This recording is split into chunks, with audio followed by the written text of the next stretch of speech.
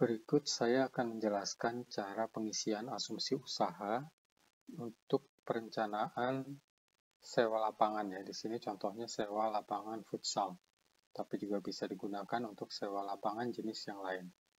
Di sini untuk modul perencanaan ada mulai dari investasi aset hingga analisa kelayakan usaha. Untuk pengisian sebenarnya bisa dari modul yang mana saja. Hanya di sini mungkin saya akan menjelaskan mulai dari pengisian aset. Di sini teman-teman bisa mengisikan aset yang berupa pembangunan ya. Di sini asumsinya lapangan futsalnya dibangun dari nol. Tapi kalaupun mau dipisah sudah jadi dalam bentuk lapangan, misalnya pembangunan lapangan hanya dalam satu baris saja, itu juga nggak masalah. Karena di sini yang penting adalah nilai total investasinya, kemudian juga rencana pengeluaran kasnya yang akan dilihat. Jadi di sini seperti contoh lapangan futsal. Di sini kebetulan di breakdown ada konstruksinya, ada kemudian pavingnya, pagar pengamannya, lampu penerangan, dan lain-lain. Kemudian jumlah pembeliannya, serta harga satuannya. Di sini yang perlu diperhatikan adalah pengisian dari pengeluaran kasnya. Jadi aplikasi ini memungkinkan teman-teman untuk pengisian harga aset tidak harus di bulan pertama saja, tapi bisa dipecah mungkin jadi 2 bulan, 3 bulan, atau bahkan 6 bulan. Di sini kebetulan diisikan bulan ke-1 dan bulan kedua. Dan pembayaran tadi misalnya konstruksi yang mau dibagi menjadi anggap 3 kali pembayaran atau 4 kali pembayaran atau ada DP, ya itu nggak masalah. Misal pembayaran pertama 200, kemudian di sini 400. Oke, berarti masih ada sisa 300 ya, anggap aja dalam 4 bulan. Jadi bisa di breakdown seperti ini. Setelah itu juga harus dibuat, jadi ini kan rencana pengeluaran kasnya, dan ini adalah modul untuk pengisian asetnya. Tidak semua aset yang diisikan di sini harus ditanggung oleh modal. Asumsinya gini, misalnya ditanggung oleh modal adalah mungkin 4 bulan pertama. Setelah itu, setelah 4 bulan, jika ada aset di sini, sudah direncanakan di awal, tapi pengeluaran kasnya adalah mungkin di bulan ke-5 dan ke-6, maka itu tidak perlu dimasukkan ke modal, tapi bisa dicatat di sini. Dan bagaimana membedakan itu adalah modal atau bukan adalah dengan mengisikan anggaran modal di baris ke-8 ini. Perhatikan bahwa di sini ada kata ya, yaitu artinya dia ditanggung oleh modal. Jadi kalau dianggap ditanggung oleh modal sampai 4 bulan, maka bisa ditulis ya di 4 baris ini. Sehingga semua aset atau kas yang dikeluarkan untuk pembelian aset selama 4 bulan itu adalah bagian dari modal. Dan ini bisa dilihat di total permodalan investasi aset. Nilainya sekian adalah untuk 4 bulan. Dan kemudian jangan dilupakan untuk mengisikan kategori dari asetnya. Ya, apakah itu tanah bangunan, elektronik, dan lain-lain. Ataupun kalau teman-teman mau merubah kategori ini, teman-teman bisa merubahnya di kategori format laporan di bagian aset untuk penamaannya. Ya. Tapi jangan lupa kalau memang nanti sudah diganti penamaannya di sini untuk dipilih ulang. Itu untuk pengeluaran aset. Oh ya, untuk penyusutannya sudah dihitung otomatis. Teman-teman bisa memasukkan masa manfaat dan nilai buku akhirnya ya, itu ada videonya tersendiri untuk kalkulator penyusutan. Kemudian investasi non aset.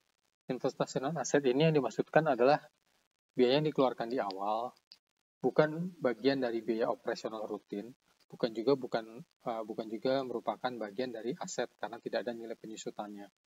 Contohnya seperti promosi dan pemasaran awal. Ini ya uang hangus aja gitu, uang hangus dikeluarkan sekali. Nah, periode penggunaan ini adalah dikeluarkannya ini untuk periode berapa bulan? Apakah 1 bulan, 2 bulan, 3 bulan, atau hanya ya udah sekali keluar ya di bulan pertama? Atau kalau misalnya kontrak ruko, di sini kebetulan tidak ada kontrak karena membangun ya. Kalau misalnya kontrak tempat, dan misalnya kontrak 1 tahun dibayar di muka, itu di sini bisa diisi angka 1 dan di sini bisa diisi angka 12. Karena nanti ini untuk memunculkan ya, di laporan proyeksi laba ruginya. Dan nanti akan berbeda antara transaksi di arus kasnya, jadi proyeksi di arus kas dengan proyeksi laba rugi nanti tidak akan sama. Untuk pengisiannya sama di sini ya, diisikan deskripsinya, jumlahnya, bulan pembayaran, misalnya bulan 1, 2, atau berapa. Kemudian periode penggunaan, tadi kalau kontrak ruko paling mudah, kontrak setahun dibayar di muka ya, isinya di sini 12. Kemudian apakah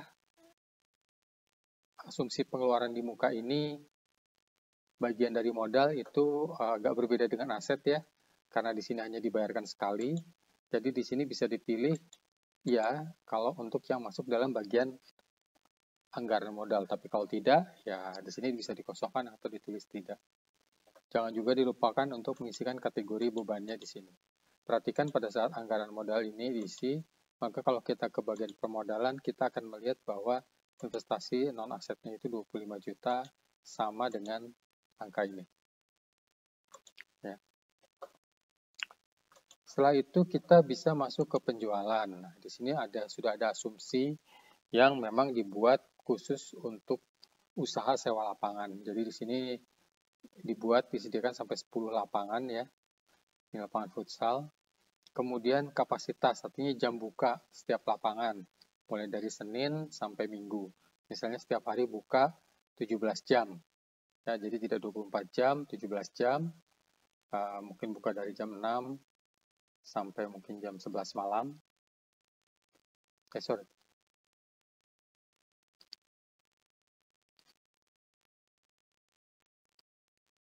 Jadi bebas pada dasarnya. Ya, di sini bukan jam bukanya tapi total jam bukanya.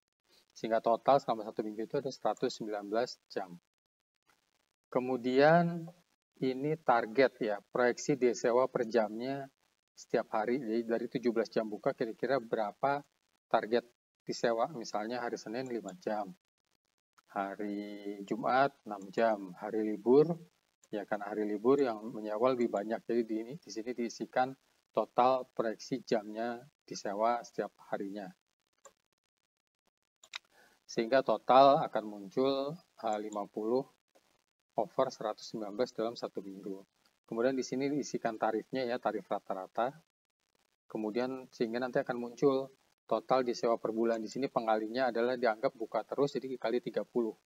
Kalau misalnya hanya buka 1 minggunya buka 5 hari, angkanya bisa jadi mungkin hanya 22. Kalau 6 hari 26. Jadi bisa disesuaikan, tinggal diganti angka 30-nya di sini. Ya.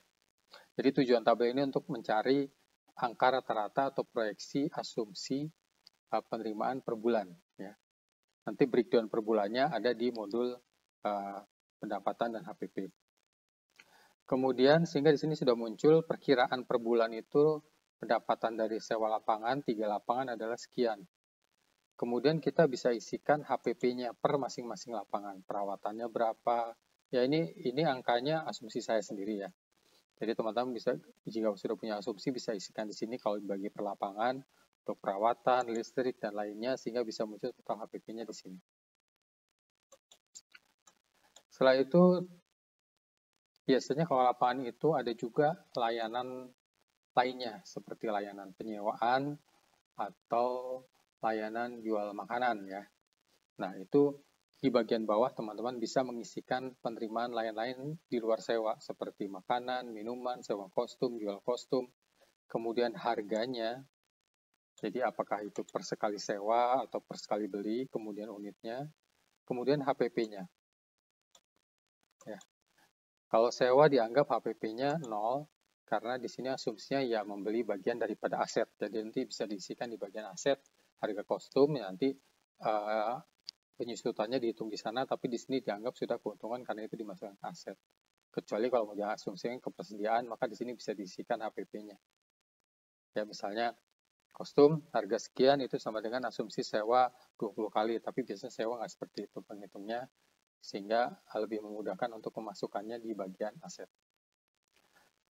Kemudian di sini adalah pemain, jadi dari yang nyewa itu berapa persen ya. Jadi ini hitungan persennya. Ngitungnya dari mana? Perhatikan di sini ya. Kalau rumusnya itu mengacu terhadap total jam disewa per bulan ada 645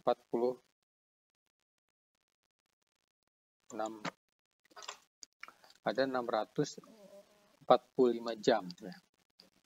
Di sini asumsinya ya diasumsikan ya pemainnya 645, tapi mungkin kita tahu satu lapangan itu 11. Kalau ada, satu lapangan pemainnya kalau futsal kan 5, dikali 2, 10 belum cadangannya. Jadi di sini masih diambil asumsi standar bahwa ya hanya 30% dari jumlah jam ini yang dimana itu diasumsi satu pemain yang membeli makanan. Teman-teman bisa mengisikan saja, wah ini kayaknya terlalu sedikit, mungkin 200 dua kalinya, karena tadi kan ada asumsinya ada setiap 1 jam itu ada 2 pemain, jadi ini 2 kali lipatnya, berarti 200%. Ya, bisa dibuat seperti itu sehingga nanti akan muncul penerimaan tambahnya adalah sekian. Ya, bisa dibuat seperti itu. Minuman juga sama, kostum juga sama. Kemudian untuk penerimaan akan dihitung otomatis dari yang non sewa ini. Setelah itu akan ada hitungan HPP-nya. HPP-nya tadi kan sudah di sini, jadi akan dihitung otomatis di sini. Jadi nanti akan direkap di tabel sebelah kanan, nanti tabel sebelah kanan ini akan dijadikan referensi di tabel breakdown per bulannya. Untuk HPP-nya sendiri akan dijumlahkan di bagian bawah ya, ini dijumlahkan ya. Ini merupakan jumlah dari HPP perawatan lapangan. Ini sebenarnya HPP ya, ini perawatan lapangan. Kemudian di bawahnya ada HPP listrik, HPP lainnya. Ya, jadi ini bisa diisi manual atau teman-teman bisa tulis rumus sendiri agar HPP ini terjumlah. Tapi yang sudah ada sekarang adalah merupakan penjumlah dari HPP yang ada di bagian sewa dan di bagian penjualan ini. Dan yang jangan dilupakan adalah pengisian dari pendapatan, dari kategori pendapatannya. Ini pendapatan sewa lapangan, ini pendapatan makanan dan minuman. Jadi jangan lupa untuk dipilih di sini agar bisa dijumlahkan di proyeksi laba rugi. Dan yang perlu diperhatikan adalah kalau teman-teman mau merubah penamaannya sama seperti aset tadi, merubahnya adalah di bagian pendapatan dan HPP di format laporan keuangan. Jadi kalau sudah diisi, nanti di bagian sebelah kanan, ini akan diambil datanya untuk kemudian kita bisa menuju modul pendapatan dan HPP. Jadi di sini angkanya sudah ditarik semua di sini ya. Yang teman-teman lakukan hanya membuat distribusi selama 1 tahun pertama. Jadi kan tadi rekap secara per bulan. Nah, tapi kalau misalnya lapangan itu baru buka, mungkin tidak langsung ramai. Sehingga karena tidak langsung ramai, perlu dibuat proyeksinya dulu. Misalnya bulan pertama 2,5%, bulan kedua 2%. Jadi kalau per bulannya sama seperti tadi, itu per bulan jatuhnya kira-kira sekitar 8,3%. Jadi asumsinya kalau 8,3% itu sama dengan target bulanan rata-rata. Tapi kalau mulai dari 2,5, 5, 6, dan seterusnya selama 1 tahun, ini bisa angkanya dirubah-rubah sesuai proyeksi teman-teman. Hanya jangan sampai angkanya melebihi dari 100%, karena 100% ini adalah penjumlahan total selama 1 tahun. Ya, bisa diisikan seperti ini. Setelah itu untuk tahun kedua dan berikutnya, hingga tahun kelima, itu teman-teman bisa mengisikan pertumbuhannya bulan per bulan. Jadi sebagai contoh, ini bulan ke-13, diisikan pertumbuhan 10% terhadap bulan ke-12. Bulan ke-14, 1% terhadap bulan ke-13. Kalau tidak ada pertumbuhan, tinggal diisi 0, atau kalau ada penurunan, diisi minus. Ya, ini minus 1% dari bulan sebelumnya. Jadi dibuat hingga 5 tahun, kalau tidak mau susah, dibuat sama aja 1% atau 0,5% per bulan. Jadi ada peningkatan pertumbuhannya. Sehingga total nilai yang ada di sini nanti akan ditarik semua ke laporan laba rugi bulanan dan arus kas. Jadi nanti bisa terlihat laba rugi, ya, bisa dilihat bahwa ini angkanya positif. Jadi bisa melihat langsung proyeksinya secara otomatis. Jadi terakhir sebelum kita masuk ke permodalan, ini adalah asumsi pengeluaran operasional. Di sini bisa diisikan, misalnya ada karyawan, kemudian pengeluaran lain sifatnya bulanan. Di sini bisa diisikan biaya per bulan dana, dan kemudian sama seperti aset tadi, di sini kita bisa breakdown bulan per bulan. Kalau misalnya lapangannya tidak jadi di bulan pertama, tapi baru 4 bulan selesai, teman-teman bisa mulai mengisikan angka-angka ini di bulan keempat, jadi tidak harus di bulan pertama. Kemudian juga sama, angkanya juga tidak harus fix. Misalnya 1 bulan totalnya 3 juta, diisi 3 juta, bisa juga diisi 1,5 juta dulu, 2,5 juta dulu, sesuai nanti realisasi yang akan dijalankan. Kemudian sama seperti tadi laporan aset, untuk anggaran modal juga perlu di-set berapa bulan yang mau ditanggung oleh modal. Jadi asumsinya kalau ini 3 bulan ya, nanti seluruh nilai ini akan ada dalam permodalan di bagian biaya operasional. Nah, ini biaya tetap atau biaya operasional totalnya sekian. Jadi kalau kita sudah mengisi 1, 2, 3, 4, 5 ini, kita bisa masuk ke permodalan dan kita bisa melihat ini adalah total kebutuhan modal kita. Kalau misalnya teman-teman mulai dari teman-teman punya modal berapa, teman-teman bisa mengisikan modalnya di sini terlebih dahulu untuk nanti dibandingkan. Ya, kalau ini sudah diisi kebutuhan modalnya sekian, maka harus dicari modalnya sekian. Cara pengisian ini ada modal investor atau modal sendiri, bisa diisikan seperti ini, nama, kemudian kategorinya founder atau investor, sahamnya, jumlahnya. Kemudian kalau ada pinjaman, diisi banknya, bunganya, tenornya, kemudian jumlahnya berapa, nanti akan dihitung otomatis di kalkulator bunga. Ya, ada di penjelasannya bisa dilihat di video kalkulator pinjaman. Sehingga total 2 tambah 600, totalnya adalah 2,6, jadi kebutuhan modal terpenuhi ya, dan masih ada cadangan senilai sekian. Ya, itu untuk permodalan. Ini teman bisa adjust lagi, dicek-cek lagi angka-angka asumsinya untuk bisa melihat menyesuaikan dengan budget yang teman-teman inginkan dan juga yang lebih realistis terhadap pelaksanaan usahanya. Setelah itu ada analisa kelayakan usaha. Pada dasarnya di sini hanya menghitung angka-angka yang tadi dimasukkan berdasar sesuai parameter-parameter usaha yang umum seperti IRR atau IRR, NPV, ROI, B2C, payback period. Ya. Di sini ya teman-teman bisa mengisikan atau mengganti kriteria yang ada di sini sesuai yang teman-teman inginkan. Ini sudah disediakan kriteria umum ya. Tapi kalau teman-teman ingin mengganti silahkan. Kriteria ini sebenarnya sifatnya subjektif dan ini hanya pengaruhnya terhadap yang ini warna hijau ini. Jadi kalau warna hijau artinya secara usaha ini sesuai dengan masuk ke kriteria usaha sesuai yang teman-teman inginkan. Asumsinya tadi payback period 16 bulan, ini hasilnya 12 bulan gitu ya. Jadi bisa dilihat bahwa ini rencana usahanya sesuai dengan yang teman-teman inginkan. Ya. Begitu saja untuk perencanaan usaha. Untuk yang lain-lainnya teman-teman bisa lihat di video berikutnya.